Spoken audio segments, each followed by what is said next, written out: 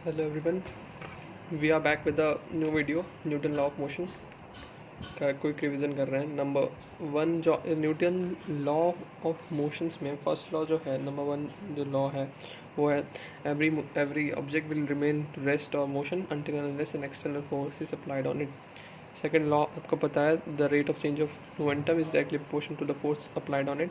Number third, every action has a equal and opposite reaction। तो देखो basically मैंने जो टॉपिक्स छाटे हैं वो जेई में जो क्वेश्चंस आए हैं उनके ऊपर है, और इसके बाद जैसे मैं हर वीडियो डाल रहा हूँ तो उसके बाद आप क्वेश्चंस ज़रूर प्रैक्टिस करें। मैक्सिमम क्वेश्चंस हो जाएंगे इन फार्मूलाज और इन नोट्स के बेसिस पे। मोमेंटम का इसमें जिक्र हुआ जब हमने तीनों लॉज ऑफ मोशन को डिस्कस किया। तो मोमेंटम होता है पी इंटू वी, मास और वेलोसिटी का प्रोडक्ट। फिर हम बात करते हैं इम्पल्स की बात करते हैं। इम्पल्स का कंसेप्ट काफ़ी बच्चों को समझ नहीं आता है। Impulse of a force is defined as the change in momentum.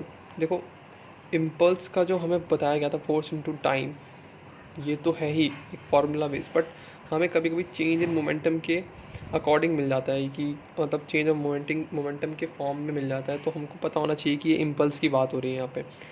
And produce by the force and it is equal to the product of force and the time for which it acts.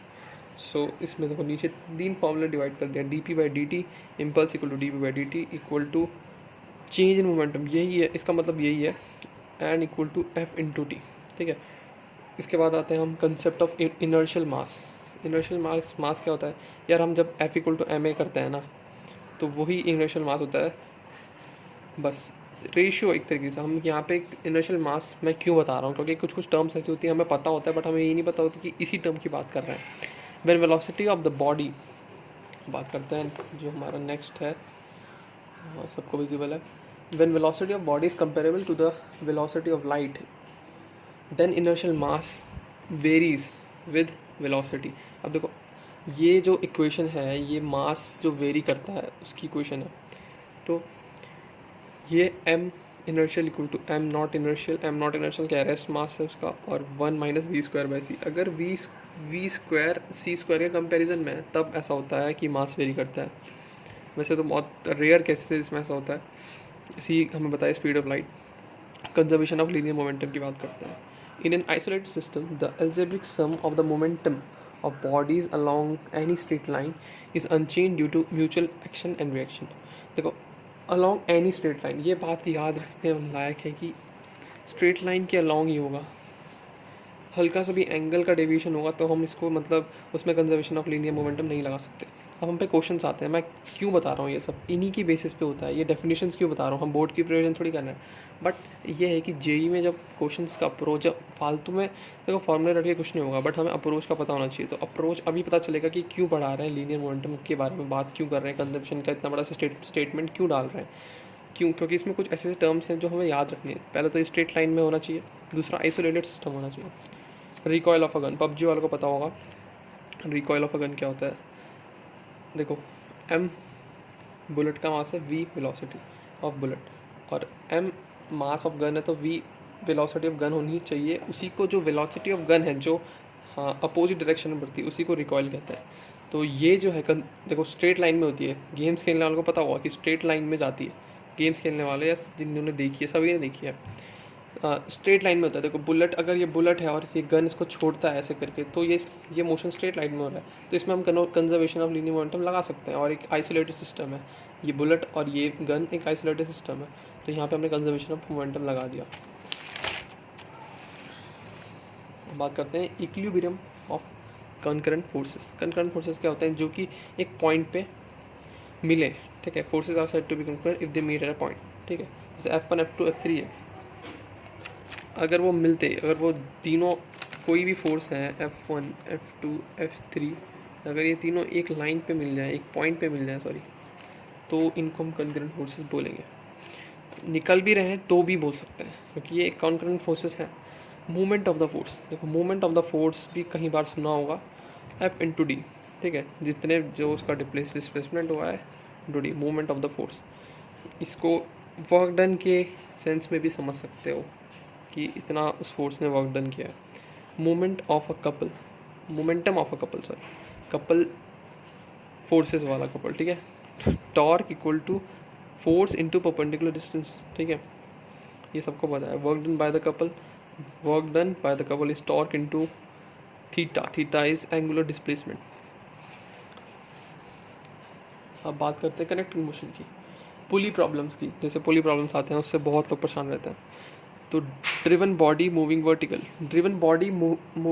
मतलब जो ये body है इसका acceleration नीचे जा रहा है vertically, तो इसके लिए हमारा क्या होता है acceleration system, A equal to M minus M upon M plus M into G. ये कैसे आता है देखो, M G minus M A is equal to, ये जो वाला फोर्स है should be equal to this M G minus M A, और ये इसके अपोजिट है तो minus M G equal to M A. तो अगर एम जी उधर जाएगा तो प्लस में आ जाएगा, तो एक डेरिवेशन टाइप की होती है। यहाँ पे भी हम कंजर्वेशन ऑफ मोमेंटम लगा रहे हैं या कंजर्वेशन ऑफ फोर्स लगा रहे हैं, बट हमारे जो फार्मूलाज आते हैं उसके बाद ये A equal to M minus M upon M plus M G. अब देखो टॉर्क क्या होगा, 2m into M plus small M into G, ठीक है। अब टॉर्क का जो डबल होगा वही फोर्स होगा सिस्टम का, ये सिस्टम की बात कर रहे हैं, ठीक है। फिर इसके बाद ड्रिवन बॉडी मूविंग हॉरिजॉन्टली, ये समझ में आ गया। इसके बाद ड्रिवन बॉडी मूविंग हॉरिजॉन्टली, अब एक बॉडी है, ये वाला केसेस भी आपने बहुत बार देखे होंगे कि वो हॉरिजॉन्टल चल रही है, तो इस बॉडी की बात कर रहे हैं, ये हॉरिजॉन्टली इसको खींचा जा रहा है, ड्रिवन करा जा रहा है। तो एक्सेलरेशन इसका क्या होगा, m upon M plus M, कुछ डिफरेंस नहीं है, बस ये वाला m हमने यहाँ से गायब कर दिया। ऐसी tension equal to m into small M plus small M into G. Force क्या था वहाँ पे, डबल था, 2 इंटू 2 4, बट यहाँ पे डबल क्यों नहीं है, क्योंकि देखो यहाँ पे एंगल का थोड़ा सा वो है, इनके बीच में 90 डिग्री का एंगल बन रहा है, ठीक है। तो उससे भी समझ सकते हो, इसलिए समझो कि आधा ही कंपोनेंट जा रहा है, एक कंपोनेंट है तो पूरा कंपोनेंट, पर उसका एक कंपोनेंट यहाँ वेस्ट हो रहा है, एक कंपोनेंट यहाँ चले जा रहा है, तो आधा समझो, तो √2 समझ लो। एक ऐसे ही याद रखने के लिए समझ लो इसको, ठीक है। अगर किसी को डेरिवेशन अप्रोच अच्छा लगता है तो वो डेरिवेशन अप्रोच अपना सकता है, बट ये है फॉर्मूलाज एक तरीके से। यहाँ पे हम रिवीजन कर रहे हैं, मैं डेरिवेशन करा सकता हूँ बट रिवीजन कर रहे हैं एक तरीके से। Application of Newton third law of motion, ठीक है। ब्लॉक प्रॉब्लम भी सभी ने देखी होंगी, ब्लॉक इसके ऊपर रख दिया, इसको इसके नीचे रख दिया। देखो सब में एक ही चीज़ लगानी है, थर्ड लॉ ऑफ मोशन। ये जो ब्लॉक स्मॉल एम वाला ब्लॉक जितना फोर्स इस पे लगा रहा होगा, ये 1 ब्लॉक है, ये 2 ब्लॉक है, F12 उतना ही ये लगा रहा होगा F21, तो इसका एक्सेलरेशन कितना आएगा, दोनों का sum F equal to M plus M into A, तो एक्सेलरेशन इतना आ गया। अब ये पता है F12 equal to minus of F21, क्योंकि अगर इधर लाएंगे इसको तो 0 होना चाहिए ना, conservation of force, contact force. अब इन दोनों के बीच में जो कॉन्टैक्ट फोर्स है, जो कि ये F12 है और F21 दोनों ही कॉन्टैक्ट फोर्स हैं, तो वो होता है m अपॉन एम प्लस 1, ये हाँ m upon M plus M capital M into F, ये दोनों की इक्वल है, ये कॉन्टैक्ट फोर्स होता है। यही पूछा जाता है इसमें ज़्यादातर, फ्रिक्शन पे आता है। फ्रिक्शन स्टैटिक फ्रिक्शन और काइनेटिक फ्रिक्शन में डिवाइडेड है। फ्रिक्शन सबको पता है अपोजिंग फोर्स होता है, ठीक है। When no relative motion is there, जब रिलेटिव मोशन नहीं होता तो उसको स्टैटिक बोलते हैं। स्टैटिक में Fs equal to mu S N, ठीक है।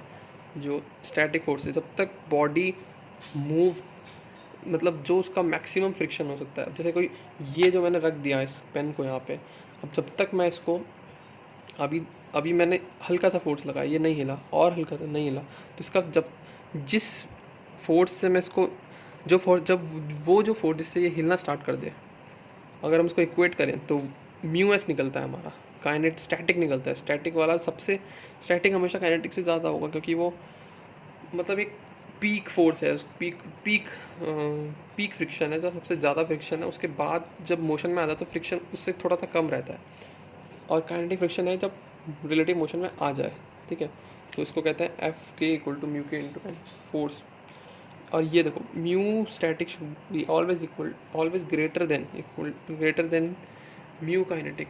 आप देखो इसको ग्राफ से भी समझ, कुछ लोगों ने देखा भी होगा ये ग्राफ, जो ये पोर्शन है ना, ये है स्टैटिक का। स्टैटिक फ्रिक्शन हल्का सा ज़्यादा होता है हमेशा काइनेटिक फ्रिक्शन से, ठीक है।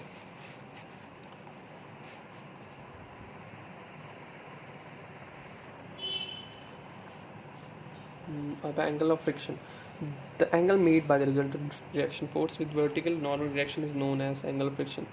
नहीं समझ में आया, फिगर समझो।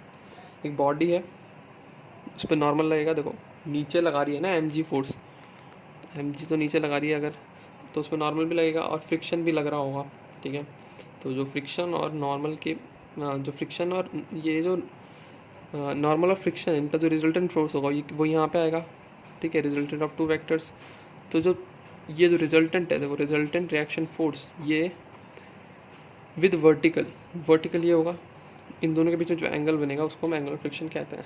अब यहाँ से अब इसमें थोड़ा सा ज्योमेट्री लगाना और तुम्हें ये मिल जाएगा, tan theta equal to O B upon A F upon ये नॉर्मल रिएक्शन, जिसको हम म्यू एस कहते हैं। म्यू एस को एफ अपॉन एन की टर्म्स में भी हम करते हैं। अगर हम एन को उधर भेज दें तो हमारे पे वापस वही आ जाता है, ये वाला F is equal to mu F, ठीक है। तो वो यहीं से आया। Angle of repose, angle of repose क्या है यार, angle made with the horizontal, ठीक है, इंक्लाइंड एंगल जिसे कहते हैं यहाँ पे, theta is the angle of repose. तो उससे हमारी काफ़ी चीज़ें निकलती हैं। तो एम जी है, ठीक है, ये थीटा है तो ये भी थीटा होगा, ठीक है, करके देख लेना। तो ये वाला कंपोनेंट क्या हो जाएगा, sine theta, M G sine theta, theta के साथ वाला component M G cos theta and minus. अब देखो वाई के अलॉन्ग देखो, कंजर्वेशन ऑफ मोमेंटम क्या कहता है कि एक स्ट्रेट लाइन के अलॉन्ग देखना है, ठीक है। तो एन और एम जी एक ही लाइन पे हैं, उसको देखो N minus M G should be equal to zero, ठीक है। तो N minus M G should be equal to zero. अब friction minus M G cos theta should be equal to zero. तो एफ हमारा वहाँ से आ जाता है एम जी साइन थीटा और एन आ जाता है M G cos theta. Divide करके देखो तो tan theta should be less than equal to mu S आता है हमारा, ठीक है। एंगल ऑफ रिपोज कौन सा एंगल है, जब ये जो बॉडी है ये स्लाइड करना स्टार्ट कर दे, जब तक जो थीटा है, थीटा और फ्रिक्शन और थीटा पे, फ्रिक्शन जो है वो थीटा पे डिपेंड कर रहा है, फ्रिक्शन थीटा पे डिपेंड नहीं कर रहा है, मतलब मोशन जो है उस बॉडी का वो थीटा पे डिपेंड करेगा। थीटा जिस पॉइंट जो थीटा मतलब जिस वैल्यू पे थीटा इस मास को मूव करा दे, ठीक है, इस बॉडी को मूव करा दे, स्लाइड करवा दे, तो उसी को हम एंगल ऑफ रिपोज कहते हैं।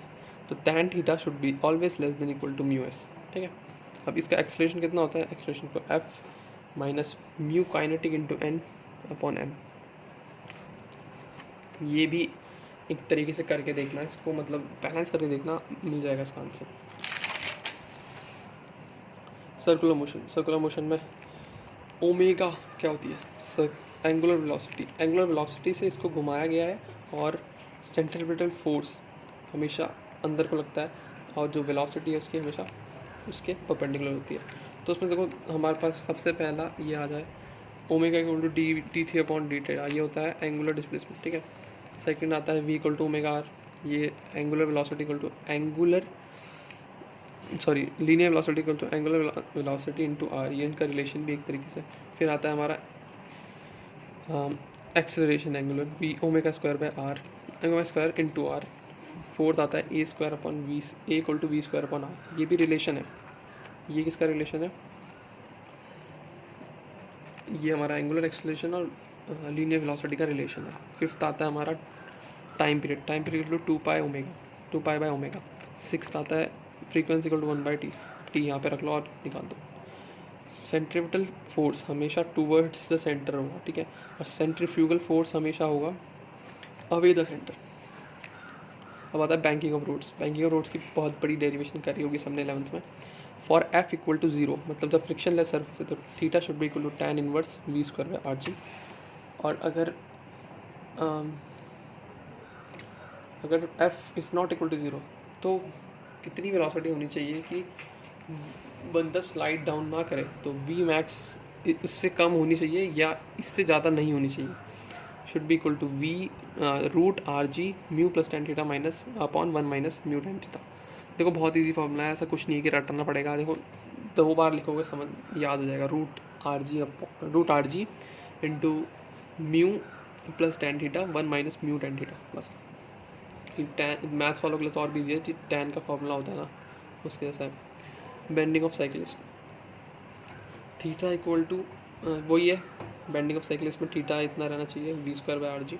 अब देखो थीटा किस चीज़ पर डिपेंड कर रहा है, एंगल ऑफ इंक्लिनेशन है थीटा, किस चीज़ पर डिपेंड कर रहा है, वी पे ज़्यादा वेलोसिटी होगी तो एंगल ऑफ इंक्लिनेशन भी ज़्यादा होगा, और आर से इन्वर्सली कर रहा है तो smaller the radius more the angle. Vertical circle की हमने बात करी होगी। तो इसमें हमारे पास में एक कोई भी हमने एक रोप टाइप की ली है और उसको एक जगह पे फिक्स कर दिया एक एंड, और एक एंड को हम घुमा रहे हैं।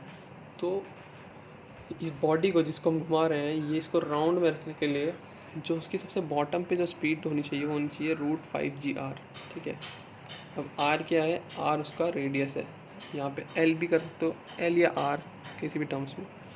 और tension should be equal to 6 mg। Tension किस में, इस वाली जो रोप है इसमें जो टेंशन होती है 6 mg के इक्वल होना चाहिए उसको राउंड मोशन में कंटिन्यू करवाने के लिए।